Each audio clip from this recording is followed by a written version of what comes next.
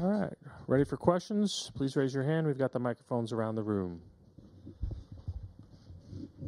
Dave, back right on one. Jaylen, Dave McBennett with ESPN, way in the back to your right. You got Kyrie Irving on the other side of things, former teammate of yours, and certainly one of the better players in the league with the ball in his hands. What was it like having him as a teammate? How was that formative in your career, and just the defensive challenge of going up against a guy like him? What does it take to stop him? Well, I think it was like 5 questions. I think it was great. Definitely learned a lot from Kyrie while he was here, and it's been great to see his journey, to see where he's at, all the stuff that he's going through, and stuff like that. To be where he's at, it's amazing and it's dope to see. How to stop him? That's a great player over there. So it's gonna be a full team effort. Him and Luka, making sure that we're alert, making sure that we're back in transition, and do the best we can. Vinny, towards the back, right. Jaylen, Vince Goodwill, Yahoo Sports. 2 years ago doesn't seem like a long time ago, but in basketball world, it can be forever. How are you guys a different team? How are you a different person and player from 22 when you guys were in the finals the first time? Yeah, you learn and grow from your experiences. From being a 25-year-old to being a 27-year-old is a big difference. Yeah, I'm 27. And you learn from those experiences. We got a different team. We got a different coach, too, as well. You know, now we got Ime Udoka. Now we got Joe Mazzulla. We had Marcus Smart, Rob Williams. Now we got Drew Holiday and Kristaps Porzingis. Got a different team, different coach. 2 years later makes a pretty big difference. Yeah. Michael, third row in the middle. Michael Pina, The Ringer, Jaylen right here. What does Brad Stevens mean to you, and what does he mean to this organization as just someone who's been here for over a decade now? I think Brad has been great in his role as GM. He was a great coach, and I think he just continued that by just being a great GM, being able to put the right pieces together and things like that. And it's happy for him. His schedule's been able to settle out, probably putting a little bit less stress on him than we did when he was coaching us. But no, Brad has been great since he's been a part of the Boston organization. He's helped, bring this organization back in terms of winning, and has now, been able to move into that GM position and put the right pieces together to get us back to the finals. On your right in the aisle, Mark. Jaylen, back here in the back right. Mark D'Amico, Celtics.com. Jason was just asked about looking back on that 22 finals as well, and he said, when I do look back on it, I'm just curious, how often did you look back on it and watch those tapes? Some people choose to flush it down the toilet and move forward. Some people choose to look back and learn from it on film. How often do you go back and watch that experience? How often? I've watched it a few times now, maybe like 3 or 4 times, as well as last year's conference finals. I think you can always learn from, from anything really, but just being able to watch those moments, and learn from them, like how to manage your emotions and like what you would have did differently potentially. I don't think that's bad to look at and acknowledge and be aware of. So, I would say, a few times at least, I've watched, the finals, the whole thing all the way through. Nicholas, second row here on the left.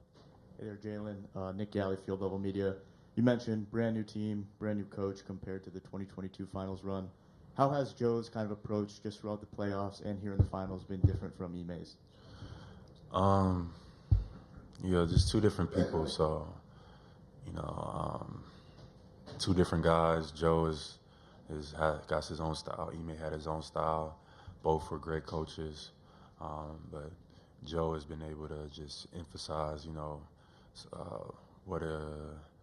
what we wanted to be offensively. And we're with Joe for a little bit longer. Joe had like the interim year, and now this is his second year in a sense. Ime only had 1 year, and you know, so it's hard to really compare and contrast, to be honest. Shane in the front. Jaylen, Shane Allen with Forbes Sports. Everyone kind of points to Derek's defense first when they talk about him as a player, but offensively, what can you say about his decision making and the ability to set ball screens and make plays out of that? Yeah, I mean, Dwight has been great all season long. He's been aggressive. We've empowered him, and he's primed for these moments. We want him to come out and recognize when it's his time to strike, and we feel comfortable with him doing so because he's been doing it all season long. Gary, next row. Jaylen, Gary Walsh from Boston Globe.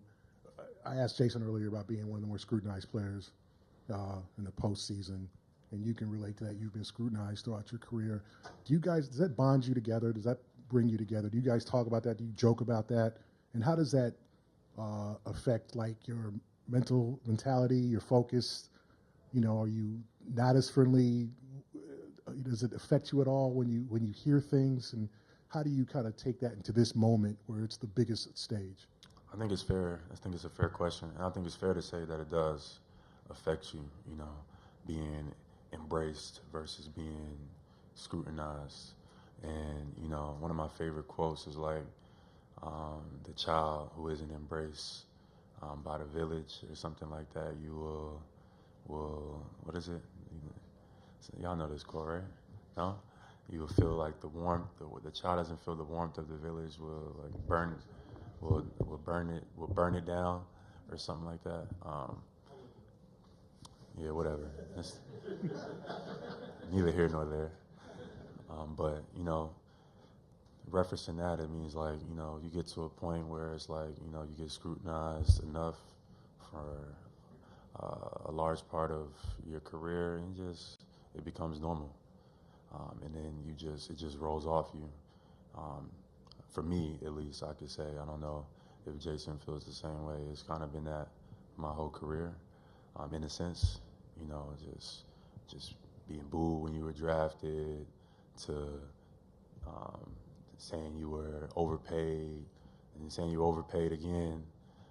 It's been that the whole journey for me. So, you know, it just becomes another headline.